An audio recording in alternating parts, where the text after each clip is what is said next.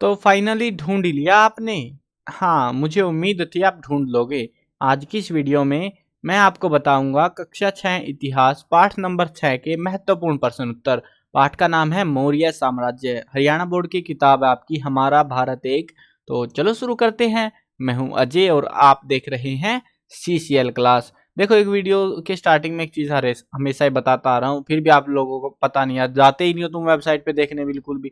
देखो, मैंने आपके लिए हर एक चैप्टर के नोट्स, अभ्यास के प्रश्न उत्तर, महत्वपूर्ण प्रश्न उत्तर, MCQs, ये सारी चीजें लिख भी रखी हैं, वीडियोस भी बना रखी हैं। क्योंकि लिख क्यों रखी है? क्योंकि कुछ स्टूडेंट को होता है कि भाई याद करनी है, मेरे को पढ़ने से याद होंगी, तो इसीलिए मैंने लिखी थी आप लोगों के लिए। लेकिन आप विजिट ही नहीं करते। लिंक डिस्क्रिप्शन में और फर्स्ट कमेंट में जाके चेक कर लेना। अब हाँ, एक चीज बता देता हूँ आपको। ये जो इंपॉर्टेंट क्वेश्चन है ना, ये अभी तो फिलहाल पेपर वेपर से आए हैं मेरे पास में, क्वेश्चंस मैं कलेक्ट करता रहूंगा, अपडेट करता रहूंगा बेसिकली इन क्वेश्चंस को।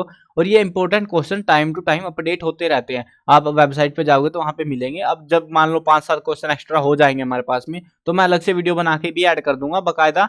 लेकिन अगर एक एक क्वेश्चन अपडेट आ रहा है एग्जाम में, मान लो एक ही क्वेश्चन आया चैप्टर, तो उसको उसके लिए वीडियो थोड़ी ना बनती है। तो उसके लिए मैं जो है यहाँ पे वेबसाइट के ऊपर अपडेट करता रहता हूँ क्वेश्चन को, तो वहां पे चेकआउट कर लेना आप।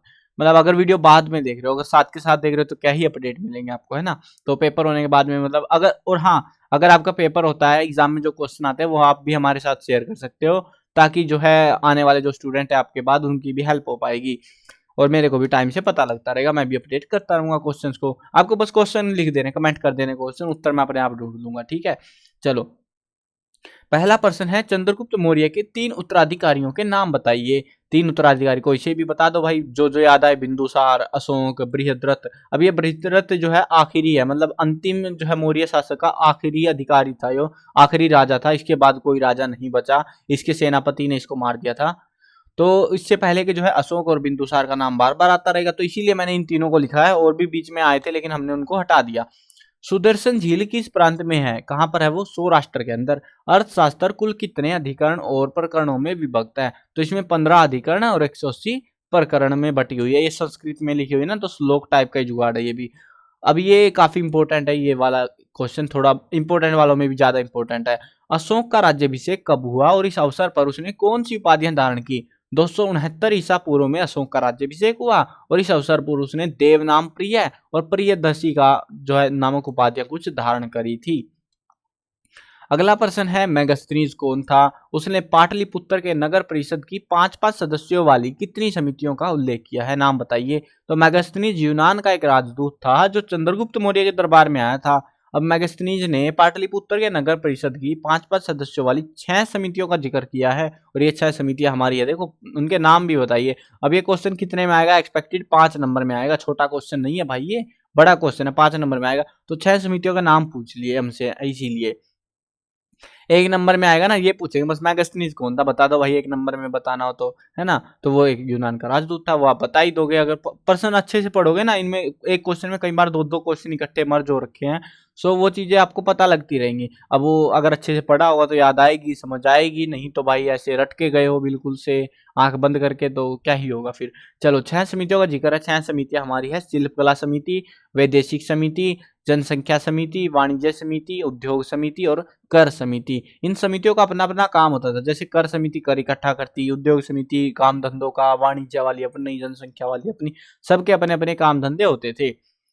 अगला प्रश्न है, किस युद्ध के बाद अशोक का हृदय परिवर्तन हो गया था और क्यों हुआ था? 2 कारण बताने, पहले तो कौन सा युद्ध था वो बताना है, और फिर पूछ रहे क्यों हो गया था, कारण क्या था, कारण बताइए।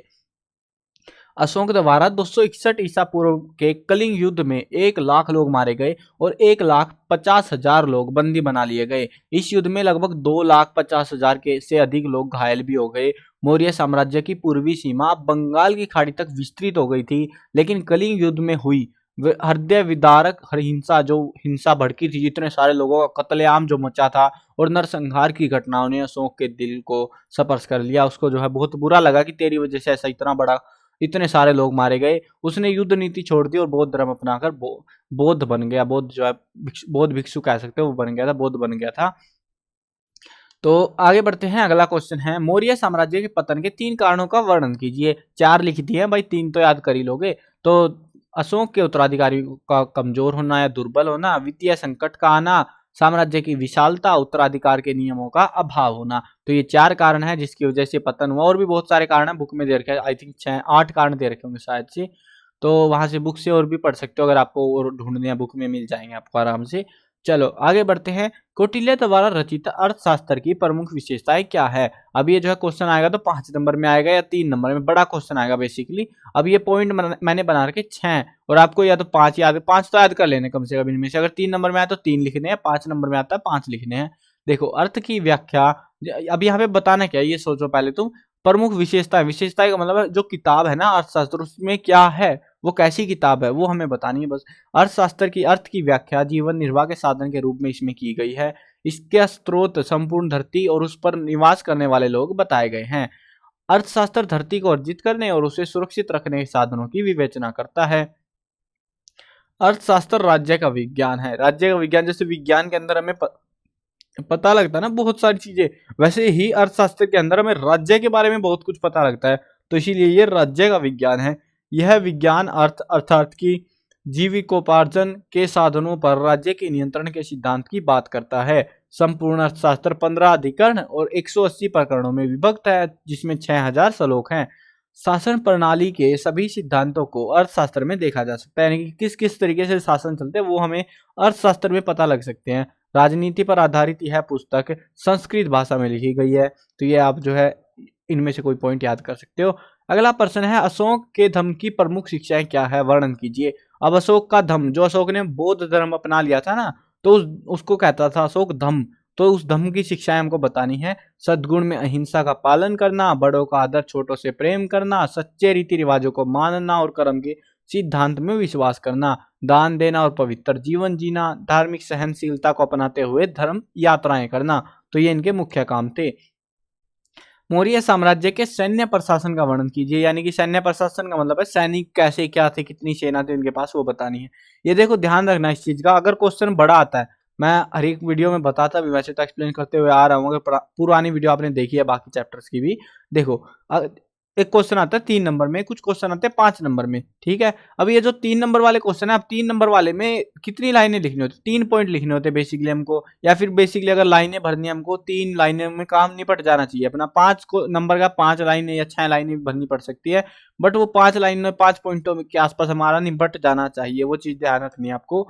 तो जैसे यहाँ पे पूछ रखा है हमसे, ये बड़ा क्वेश्चन है, देखने से पता लग रहा है भाई काफी बड़ा सा उत्तर है ना, तो ये बड़ा ही प्रश्न है हमारा 5 नंबर में। अब यहाँ पे सैन्य प्रशासन का वर्णन कीजिए। अब चंद्रगुप्त मौर्य के पास एक बहुत विशाल सेना थी। 6 लाख पैदल, 30,000 घुड़सवार, 9,000 हाथी और 800 रथ थे। अब ये याद नहीं आए ना सारी संख्या, आप सीधा कह दो बस, बहुत बड़ी सेना थी उनकी। तो सेना को नगद वेतन मिलता था। दुर्ग 5 प्रकार के उनके पास होते थे, नाम याद आए तो लिख देना।